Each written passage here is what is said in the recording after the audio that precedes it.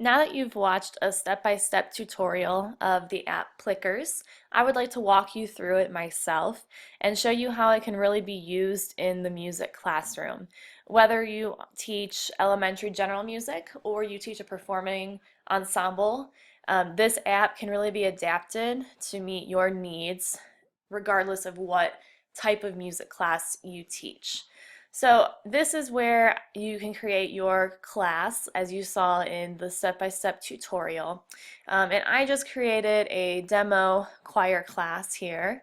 So I'm going to click this and go into it.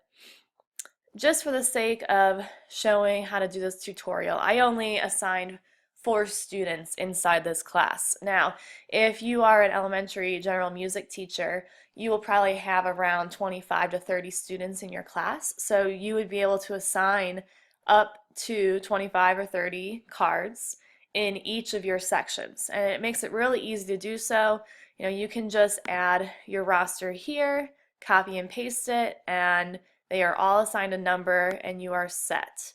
Now, if you're in a performing ensemble, chances are you have a lot of students, and that is what I run into a lot teaching a choir class. A lot of my classes are have about 50 students in them, and that's what I love about this Plickers app is that I can assign up to 63 different cards. So there's a lot of flexibility with the number of students that can be involved in this app, and it makes it very adaptable. So again, I could do the same thing for a performance ensemble, add my roster here, and if there are, 60 kids in it, about 60 of those cards would be assigned. So it makes it very, very easy for when you have huge class sizes. Now I'm going to take you to my library, and I want to show you a couple questions that I created as samples so that you can see how this can be applied in the music classroom. Now, the first question that I created, I wanted to show you an example of how you can include an image in your question, which I believe is very important in the music classroom because we are teaching our students how to actually read and analyze music. So having that option built within this program is really, really beneficial. So we could do questions as straightforward as name the note in the following image and show that note, and you can give an option A, B, C, or D, and then you can have the students reply through their phone app. Through their Plickers card. So they would hold up their Plickers card, and then you would scan all of their cards with your personal device, whether it be your phone or an iPad, and the data will come up immediately. Now, I had assigned this to my 1A choir class. That's here in the queue. You can hit add to queue, and then it goes to my 1A choir class, which you can see that I have already assigned it there. And I did this one as a test before, so I'm going to show you how I can go to that data, and it pulls up the data of the 4 test students that I used, and it shows that 75% got the question correct. And it's really nice that it shows you the card number that got it correct, and then it even goes as far as saying their first name and last name if you're putting both of those in there, and you can see how they responded.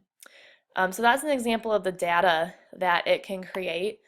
I'm going to show you a couple other questions that I have created. Here's another one that I think could be very beneficial. It's an example of analyzing a melody or a piece of music. It says the following melody is in the key of, and the students would have to select the correct key, and it would go through the same exact process. So I'm going to show you how to actually add these images because I think that is really important in the music classroom. I have already saved an image in my computer, and it's an image that is a melody that I want the students to figure out how many beats are in each measure. So I'm going to ask the question, how many beats are in each measure? And then I'm going to click on Add Image, and I will find the sight reading example that I had saved, and you'll see it pop up right here. Now I can choose to make it multiple choice or true and false. For this, I'm going to make it multiple choice.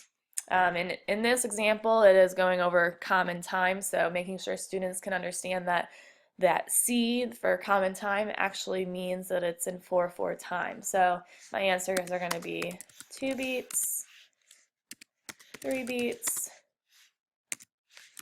4 beats, and 6 beats. I can save it here or hit save and create a new answer, and you want to make sure that you select which is correct.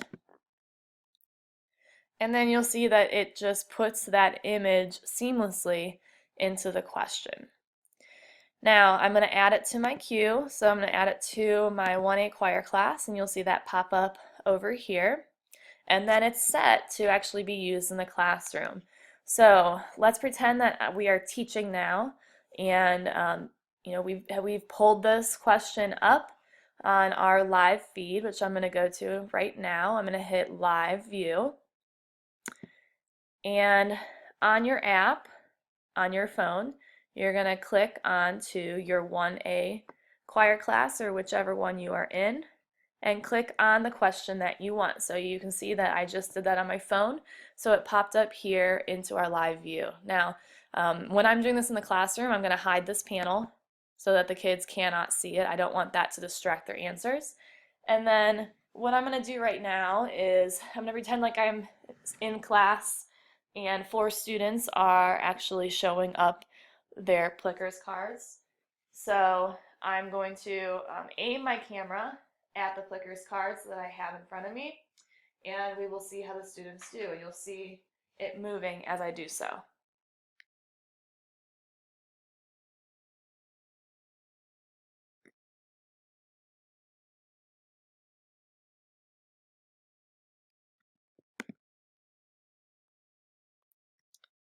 Okay, so I'm going to go to my graph. I just collected the data. You can see that one person said A, 3 people said C, and I can click reveal answers. My students can see, and we now see that 3 of them got it correct. So it's super simple to collect this data incredibly quickly, which is what is so great, especially in a classroom when you have upwards of 60 students. Now, an amazing feature is that I can go to the reports up here and click score sheet, and the score sheet will allow me to pull up all the questions that I've asked my students, and it will put them into an actual spreadsheet, so you can see how the students are doing across many different concepts. And a new feature is that I can actually export this to CSV, so I can upload it even into an Excel document, and then I can do whatever I would like with that data. But I know it's so hard to collect data very quickly and really easily in a performance-based ensemble and also in an elementary general music class, because you are not with those students very much at all. A lot of times you're on a big rotation. So if we can collect formative data quickly, that really helps us drive our instruction. It'll just help us be better teachers overall. So that is how you can use the Plickers app through a music class in the music format.